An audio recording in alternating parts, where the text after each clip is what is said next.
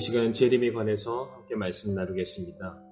주님의 초림이 역사적인 사실이었던 것 마찬가지로 주님의 재림이 역시 엄연한 역사적인 사실로 다가오게 될 것입니다. 재림이란 주님이 다시 오심으로 옛 세상에 속한 모든 것들을 심판하시고 새 세상을 다시 시작하시는 것을 의미합니다. 예수 그리스도의 재림은 신약에서만 260장에 걸쳐서 총 318번이나 언급되고 있습니다. 이는 신약의 25구절마다 한 번씩 나오는 정도의 비율인데 성경 전체에서는 직간접적으로 재림에 관련된 말씀이 총 800구절이 넘습니다.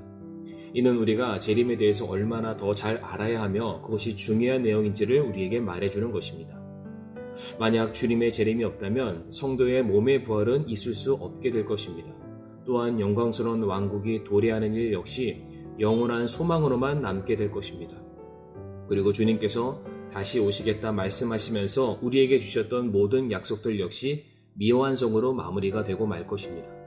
하지만 주님의 재림은 초림이 완성되었듯이 반드시 이루어질 것이기 때문에 구원받은 모든 성도들에게 있어서 가장 사모하며 열렬히 기대해야 되는 것이 바로 주님의 재림이어야 합니다.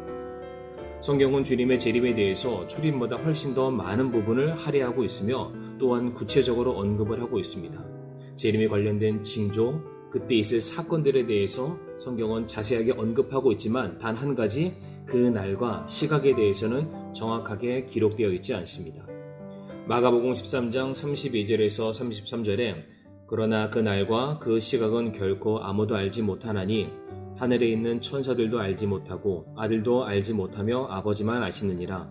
너희는 주의하라 깨어 기도하라. 그때가 언제인지 너희가 알지 못하느니라. 주님의 재림은 성경 말씀 보게 되면 두 단계로 이루어짐을 알 수가 있습니다. 주님께서 다시 오시게 되는 재림의 첫 번째 단계는 바로 공중재림 또는 이것을 우리가 공중강림이나 휴거라고 부르기도 합니다.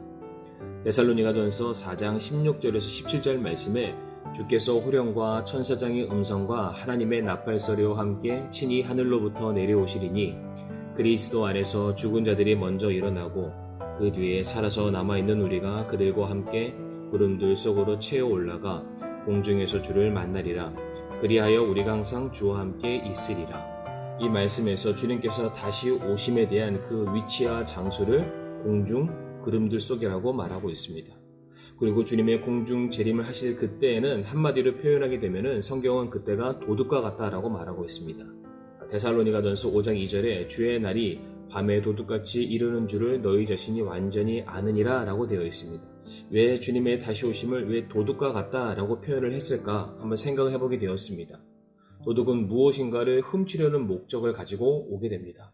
또한 도둑은 집안에 있는 모든 것들을 다 훔치는 것이 아니라 귀한 것만 가져가고 도둑은 훔치고 나서 그 자리에 머물러 있지 않습니다.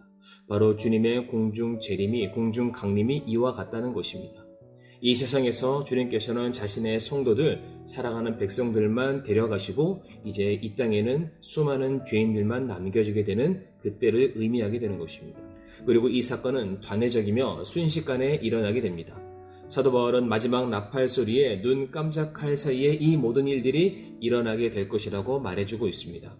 이렇게 예수님께서 다시 오시는 재림에 대해서 공중 강림과 지상 재림으로 구분하는 것은 예수님께서 오시는 장소가 서로 다르기 때문입니다.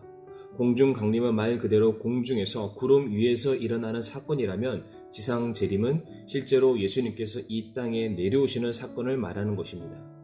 스가랴 14장 4절에서 5절에 그날에 그분의 발이 예루살렘 앞 동쪽에 있는 올리브 산 위에 설 것이요 5절 말씀에 내 하나님께서 임하실 것이요 모든 성도가 너와 함께 임하리라 라고 말씀하시면서 주님의 다시 오심을 예언하는 말씀이 있습니다. 그런데 이 말씀이 다시금 확인되는 장면이 바로 사도행전 1장 11절입니다. 예수님께서 부활하신 그 이후 제자들과 40일간의 시간을 보내시고 나서 승천하시면서 내가 다시 올 것을 약속하시는 그 장면입니다. 또 그들이 이르되 너희 갈릴리 사람들아 너희가 어찌하여 서서 하늘을 바라보느냐 너희를 떠나 하늘로 들려 올라가신 이 동일한 예수님께서는 너희가 그분께서 하늘로 들어가심을 본 그대로 오시리라 라고 되어 있습니다. 지금 예수님이 승천하신 곳이 바로 올리브 산입니다. 초림을 완성하신 예수님께서 재림에 대한 약속을 주셨는데 이때는 공중이 아닌 바로 이곳 올리브산으로 다시 오시겠다는 말씀을 따로 구분해서 설명하시고 있습니다. 그리고 공중 강림 때에는 주님께서 천사들과 함께 하셨다면, 그리고 그때는 도둑처럼 신속하게 이루어지는 사건이라면 지상 재림은 대환란이 끝난 뒤 모든 사람들이 볼 수 있게끔 내려오시게 됩니다. 이때는 공중으로 채워 올라가는 일이 없는 대신에 올라갔던 성도들과 함께 주님이 영광 중에 다시 내려오시게 될 것입니다. 계시록 1장 7절에 보라, 그분께서 구름들과 함께 오시느니라. 모든 눈이 그분을 보겠고 그분을 찌른 자들도 볼 것이요 땅의 모든 족속들이 그분으로 인하여 통곡하리니 참으로 그러하리로다. 아멘. 예수 그리스도의 재림의 가장 중요한 목적은 성도들의 구원의 완성을 의미합니다. 주님은 십자가 위에서 다 이루었다라고 말씀하시면서 우리의 죄의 형벌과 죄의 권세로부터 우리를 구원하셨습니다. 그런데 요한계시록 21장 6절에서 다시 한번 다 이루었다라고 말씀하심으로써 이제 우리의 몸의 구속과 죄의 존재 자체로부터 성도들을 분리하여 완전한 거룩으로 주님께서는 완성시키실 것입니다. 그리고 예수 그리스도의 재림은 성도들로부터 영광을 받기 위함입니다.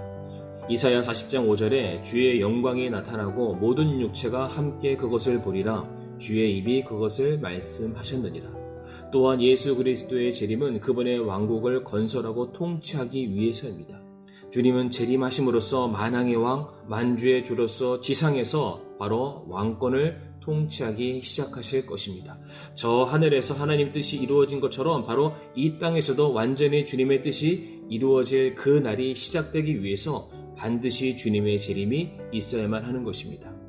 이처럼 주님이 다시 오신다는 이 믿음은 이 세상에서 성도들로 하여금 우리가 이 땅에 마음을 두지 않도록 만드는 동시에 저 하늘을 소망하게 하고 또한 주님이 다시 오실 그때에 신실한 종으로 발견될 수 있도록 우리 성도들에게 소망을 주는 것이고 믿음을 준다는 사실을 우리 성도님들 꼭 기억하시기를 간절히 바랍니다.